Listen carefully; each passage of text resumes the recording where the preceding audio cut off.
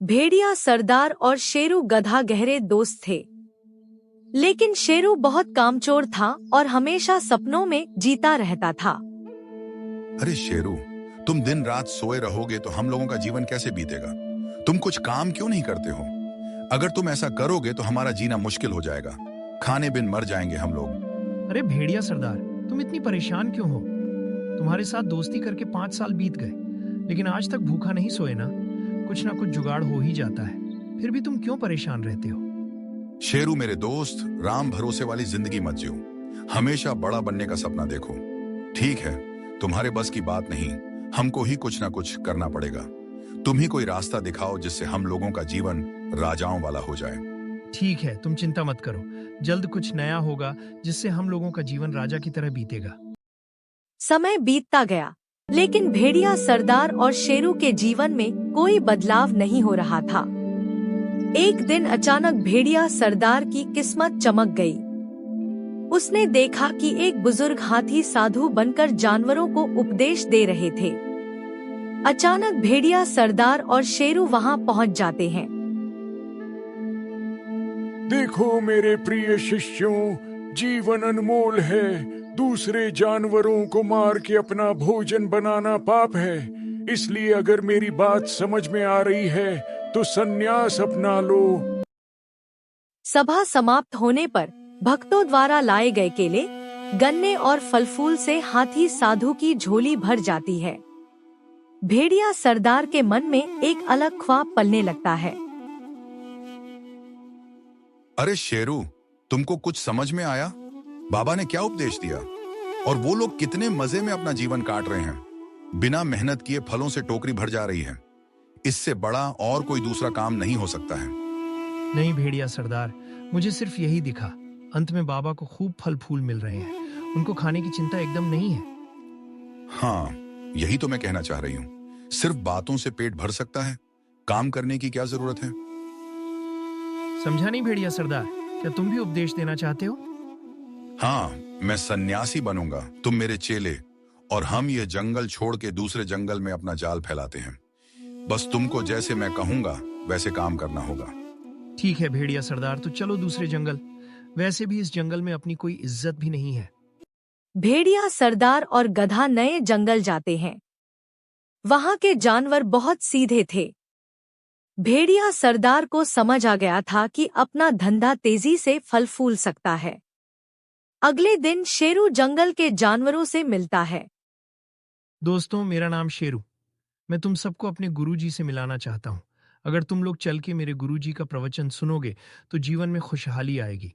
सभी जानवर गुरु भेड़िया सरदार के पास आते हैं और प्रवचन सुनते हैं। देखिए सभी जानवर गण, आपका जीवन बहुत ही अनमोल है। किसी जानवर को मारकर खा जाना यह सही नहीं है। इससे हम पाप के भागी बनते हैं। लेकिन गुरुजी, हम भोजन नहीं करेंगे तो जिएंगे कैसे? हम लोग तो हमेशा से मांस ही खाते आए हैं। मन को मनाना होगा। मैं भी मांस खाता था, लेकिन मन की आंखों से सच्चाई नजर आई।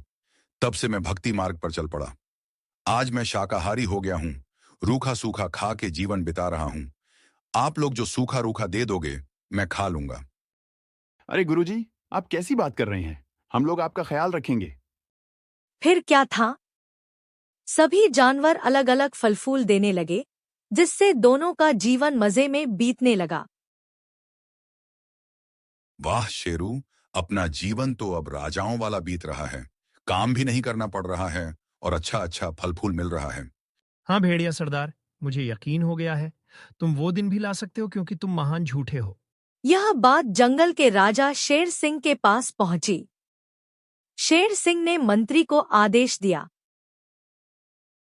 मंत्री, अपने गुरुजी को हमारे दरबार में बुला दो। हम सब उनका प्रवचन सुनेंगे। यह खबर भेड़िया सरदार के पास पहुंची। देखा शेरू, आखिर वो दिन आ गया। हम लोगों को राजा के दरबार में जाना है प्रवचन देने।